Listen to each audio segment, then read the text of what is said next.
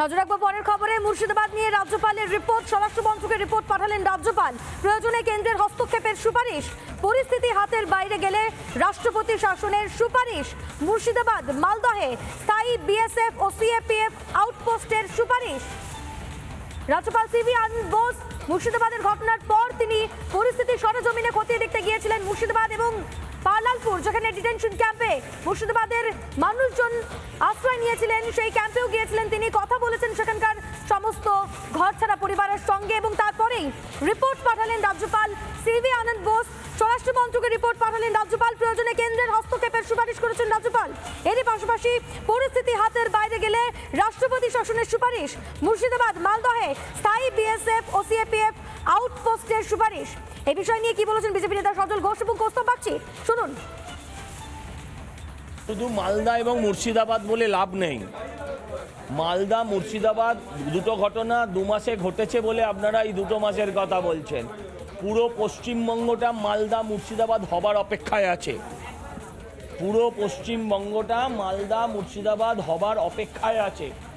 আমি রাজ্যপালের কাছে প্রশ্ন করি, তিনি কি আবার কলকাতাটা মুর্শিদাবাদ হলে আর একটা গ্রেট ক্যালকাটা কিলিং হলে তারপর তিনি কি বলবেন যে কলকাতাতেও হস্তক্ষেপ, কেন্দ্রীয় হস্তক্ষেপ দরকার?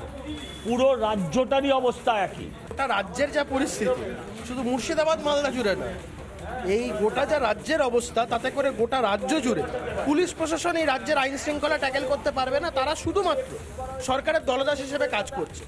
যে কোনো লোকের বাড়িতে ঢুকে দরজা লাথি মেরে দরজা ভেঙে দেবে, যাকে পারবে তুলে নিয়ে চলে যাবে। এটা আইনের শাসন চলছে পশ্চিমবঙ্গে। আমি আবারও বলছি যে 5 জাজেস বেঞ্চ যেটা পোস্টপোল ব্যালেন্স সময় বলেছিল যে এখানে আইনের শাসন নয়, শাসকের আইন চলে, সেটা আবার পুনঃপ্রতিষ্ঠা হলো। আমি আবারও বলবো যে কেন্দ্রীয় সরকারের এই বিষয়ে কগনিজেন্স নিয়ে ইমিডিয়েটলি এই রাজ্যে 355 ধারা লাগু করা উচিত বলে আমি মনে করি।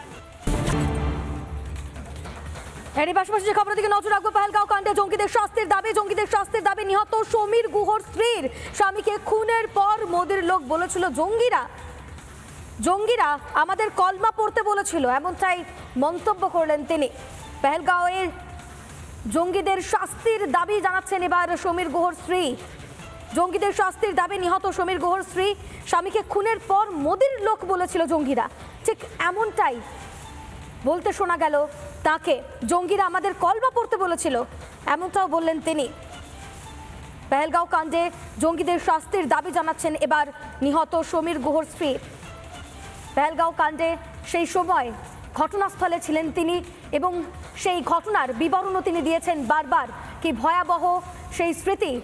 তিনি বারবার বলছেন যে সেই সময় হামলা চালানোর সময় স্বামীকে খুনের পরে মোদির লোক বলেছিল জঙ্গিরা, এমনকি কালমা পড়তেও বলা হয়েছিল তাদের। সন্ত্রাসীরা বলে তারা নাকি মোদির লোক, এমনটাই মন্তব্য করতে শোনা গিয়েছিল।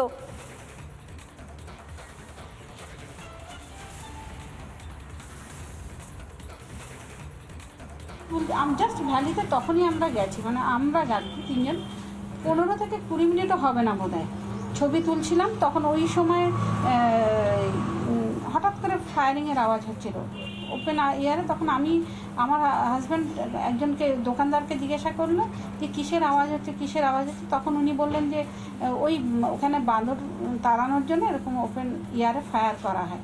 তো তারপরে ঠিক আছে, তারপরে যখন অনবরত গুলি চলতে আরম্ভ করে তখন ওদেরকে আমরা জিজ্ঞাসা করি কী হয়েছে কি, তখন ওনারা বলছে আপনারা সবাই শুয়ে পড়ুন, শুয়ে পড়ুন, শুয়ে পড়ুন। তখন আমরা সবাই শুয়ে পড়লাম। ফার্স্ট আমাদের কলমা পড়তে বলেছে। তাহলে যারা মুসলিম ওরা আলাদা হয়ে গেছিলো, ওরা কলমা পড়ছে। যারা মুসলিম আলাদা হয়ে যায়, যারা হিন্দু আলাদা হয়ে যায়, কলমা পড়ে বলেছে। তো যারা মুসলিম তারা তো বসে কলমা পড়ছিল। আমার হাজব্যান্ডকে মানে গুলি করার পর বলছে মোদিকা। কেন এটা বলেছে আমি এটা বুঝতে পারলাম না, কেননা আমার হাজব্যান্ডও তো শুয়েই ছিল।